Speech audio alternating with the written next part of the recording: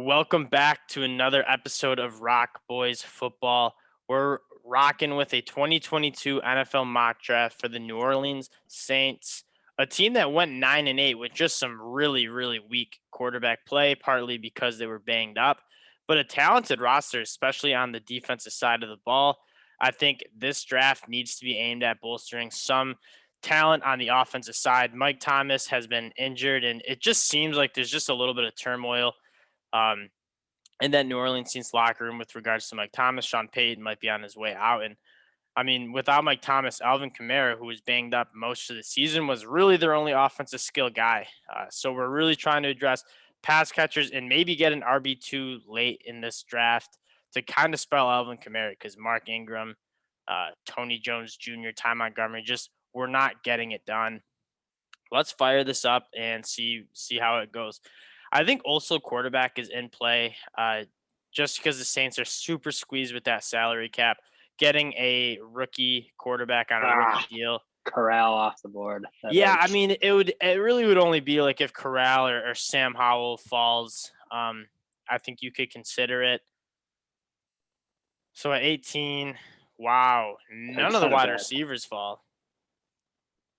We were kind of looking for like a Garrett Wilson, Chris Olave, Jameson Williams. Kamaquanu's sitting at 20. I know that's not totally a position in need, but God, you get some value there. Yeah, that's a really good point. Actually, I don't hate that either. I mean, it's the strength of that team. They have a very good offensive line. I think Kamaquanu can really just bolster, and I honestly don't hate that either. I don't know why he's 20th overall on this big board. He's top 10, both of ours. You just might have to here. I know it's not addressing what the Saints necessarily need, but if a guy like that who can just be a standout left tackle for you guys, who's good in both the pass and the run games there, I think we got. How is Teron Armstead? He's got to be getting up kind of close to the end of his career. I mean, I thought he was up on contract, anyways. I don't see him here, so I'm pretty sure he's going to be up at the top now. Yeah, no, but that's what I mean. I think he's up on contract. Which I should. I'm gonna make sure. I should have looked that up before.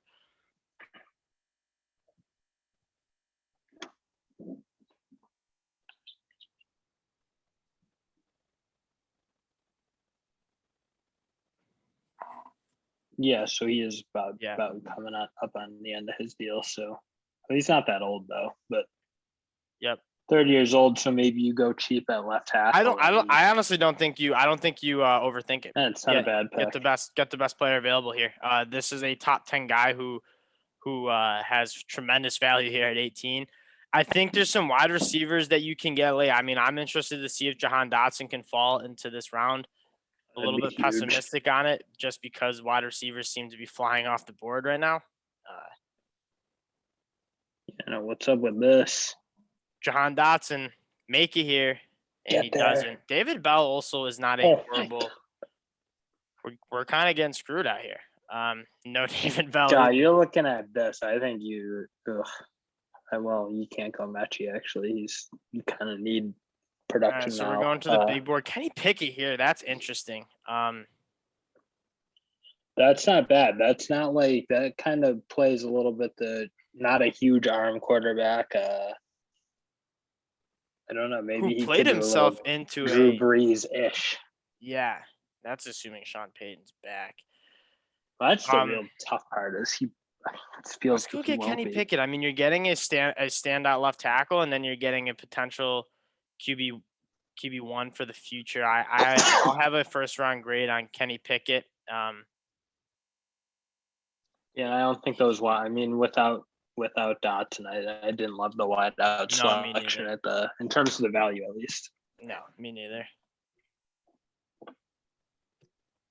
I mean, I think George Pickens you could be talking about him and Mike Thomas, man. Try guarding some, and he goes too. So we're not getting him. Justin Ross is a guy I like. We're just getting hosed. Yeah, the Saints are kind of getting hosed this draft, and that's tough. I mean, that's just sometimes how it goes, and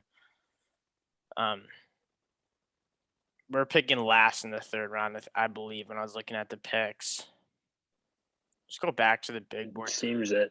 I mean, again, the Saints team is very, very talented. Just you want to get some studs on that offensive side of the ball, but it hasn't really fallen their way. I think Channing Tindall is. I mean, Pete Warner's. You have to be extremely happy with how Pete Warner's shaked out, and Paulson Adebo, two guys that you drafted last year and had very, very strong rookie seasons. I know Cade Otton from Washington at that tight end spot is getting some love.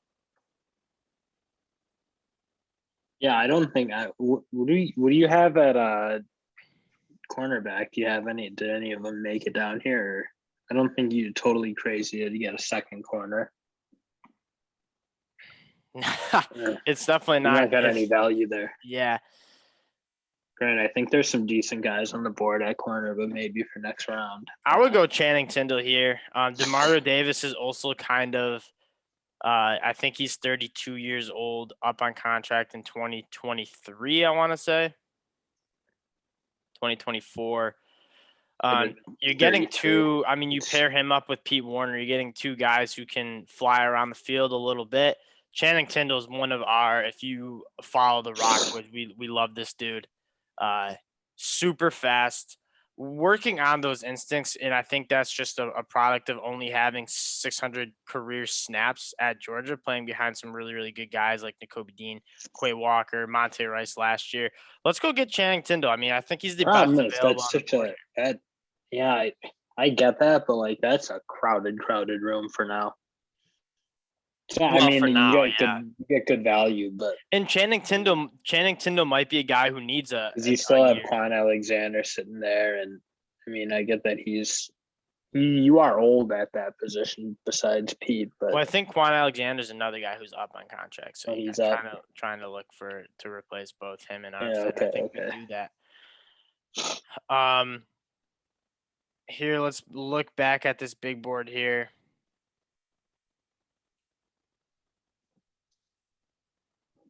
A guy I've really liked, Michael Clemens at Texas A&M, and he's just shooting up draft boards. DeMarvin Leal gets most of the attention here. And Dill, we haven't really talked Michael Clemens much on any episodes, but a guy with great length, great power, more of a bigger, great get off, kind of like Cameron Jordan style. Yeah. You took Peyton Turner last year in the first round, which was just a real head scratcher. He was on kind of banged up most of the year. But Cameron Jordan's another guy who's kind of on the way out and getting some really talented edge guys who can learn from one of the best pass rushers and edge defenders in the NFL that we've seen in the last 10 years. I mean, Cameron Jordan has to be one of the more underrated guys. Yeah, for sure. I don't hate that pick. Is there anyone jumping out of you on this big board that you want to maybe go up and get? I think if you're I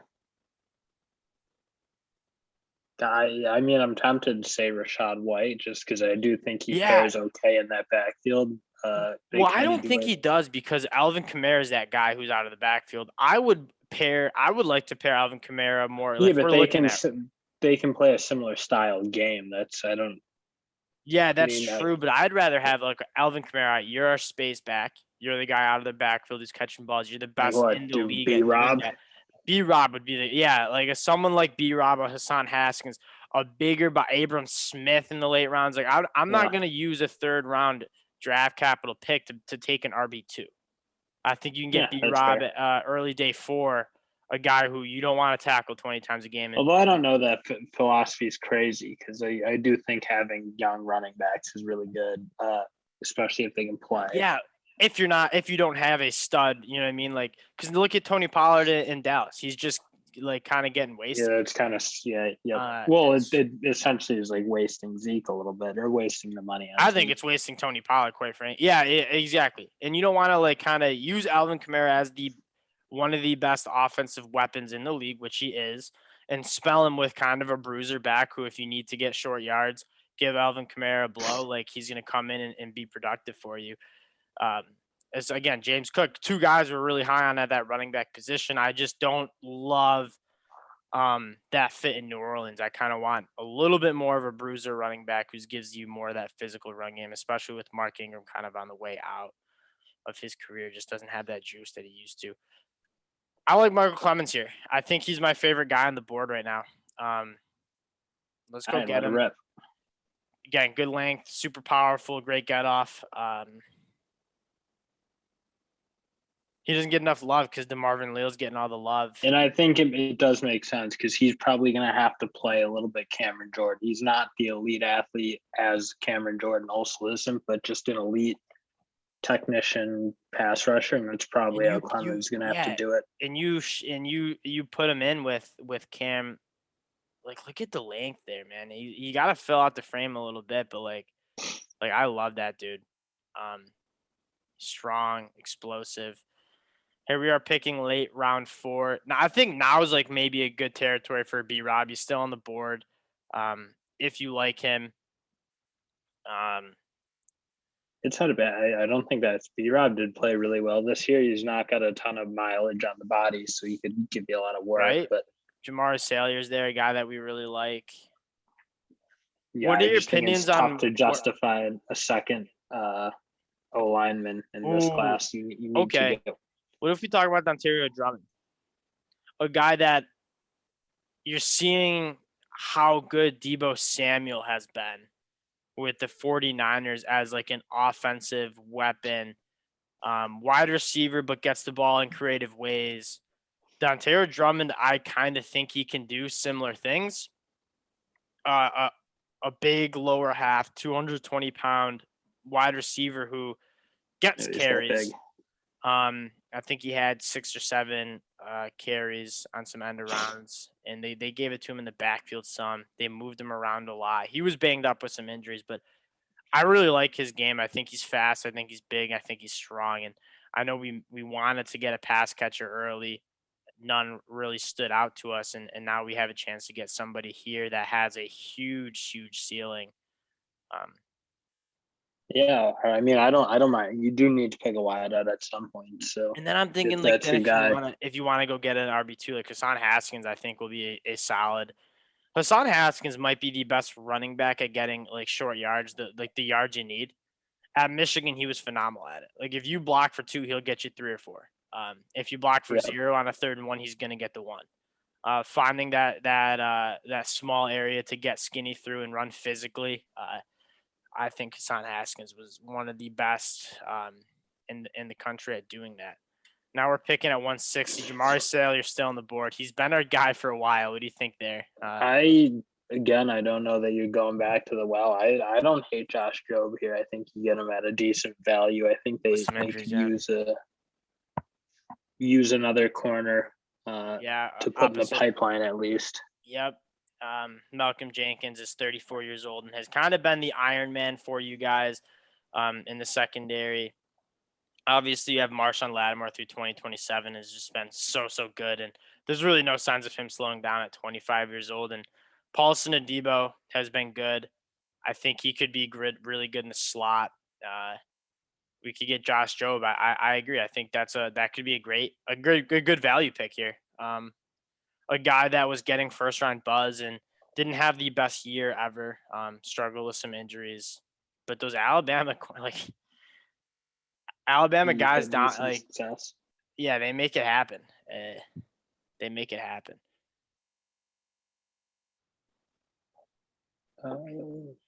Is Dontario Drummond gonna fall? Like, are we gonna be able to like maybe get him?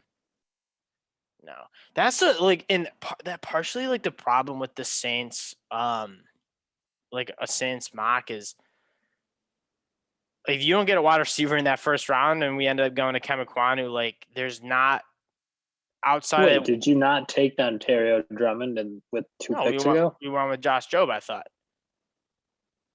Didn't you take me out of it? But, let's maybe. See. I might have picked Dontario Drummond and totally forgot there. All right, now we're looking at 196. Maybe I'm just losing. I think we did instead of B-Rob is what I remember, but who knows?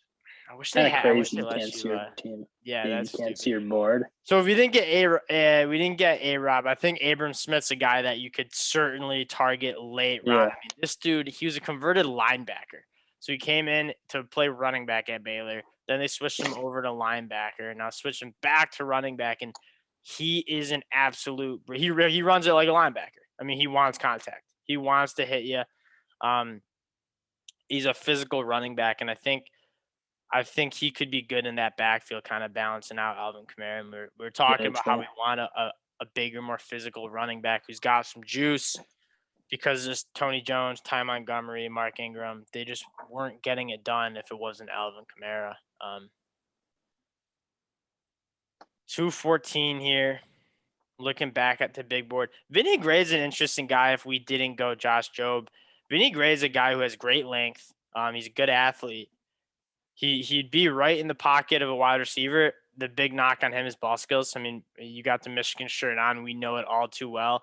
When the ball's in the air, Vinny Gray just panics. He just doesn't play the ball. He either drop a pass. Yeah, and it did get far better this year. But you still saw it. Like at Georgia, happened twice, I believe, where it's like the ball's in the air and he just freezes, and it's like guys. So like I definitely wouldn't say like I'm not gonna stamp for his ball skills, that's for sure. But you do see a lot of progress made with him and Nasir Greer. Love that. I don't get what happened to him this year, Nasir Greer. That was weird. He just hasn't. He had like a phenomenal, I believe it was a redshirt freshman year, and then just like didn't play. He had COVID, then he had another injury, and then he had it was like a series of unfortunate events for that dude. But the flashes you saw with him at Wake Forest were certainly intriguing. Tyquan Thornton's an interesting. Kai Polk is not a bad player, I don't think. I like here, Tay Martin. Tay Martin at Oklahoma State. I actually really like his game. Good. We can go up and get him if you want. I mean, at this point, it's just trying to find diamond in the rough guys, and he's a lengthy, fast wide receiver who really sought to put it all together at Oklahoma State with Spencer Sanders throwing the ball, and their passing game, which was pretty weak for the most part, I'm going to throw out Tay Martin. I mean, he was their leading receiver, and it wasn't close. They like to run the ball there, but when they did throw, it was to Tay Martin, and Tay Martin was coming down with it. I think he must have been tipping on 10 touchdowns. He's a big-time red zone target there. And we got one more pick here. We'll go back to the big board, see if we really like any diamonds in the rough here. Ty Chandler. Neil Farrell. I mean, when it comes to being like a stout, Chance Campbell did some really good things at Ole Miss. Jalen Nailor. I think he went back to school. Teo Durant, Josh Corbin. I like Chance Campbell. He's like a good football player. He looked really good against Baylor. Honestly, throughout the whole year, but he changed that Ole Miss defense. Like that Ole Miss defense was bad. It was really bad, and he was just a staple in the middle of that defense at that middle linebacker spot, filling holes, making tackles, being all over the field, always by the football. Another guy who kind of like Jeremiah Gemmel, guys who might not flash with that crazy athleticism that Channing Tindall might have. But there's something to be said about just being a very, very solid guy. And we're looking at our overall haul. I'm not thrilled with this draft. I'm not going to lie to you. I would have really shake out. I would have really liked a Garrett Wilson, a Chris Olave, a Jameson Williams here, especially with all the concerns with Mike Thomas. That being said, Kevin Kwandu at 18 is a steal. He's an absolute steal. And Kenny Pickett's kind of a steal. Kenny Pickett's also a steal. Channing Tindall, it doesn't necessarily fit like a need, but I think he was the best available on the board. I really think Channing Tindall has a chance to be one of the best linebackers in the country. Again, a guy with only 600 snaps, you put together some experience with that dude, and I love his game. Michael Clemens is, again, a guy like maybe doesn't fit like do you need another edge defender, but a guy with phenomenal physical traits that at this point when it's late day 3, you're trying to hit on guys. You're trying to hit on really good football players who could be studs for you, and Michael Clemens is certainly a guy. Same with Ontario Drummond. So you're right, we did take Ontario Drummond. I actually like these picks towards the back end. I think Abram Smith, he 1,400 yards rushing, just an absolute bell cow at Baylor. Josh Jobe, a guy who also had some round 1 potential, and then we rounded out with just some good football players in Tay Martin and Chase Campbell. Not the best draft, and not a draft that I'm like overly excited about. And we'll probably run this back again, and maybe think of some different combinations we can do. Once again, we appreciate you guys rocking with us, checking in, and we'll be back more with some more position rankings, big board rankings, and more mock drafts. Talk to y'all later. Peace.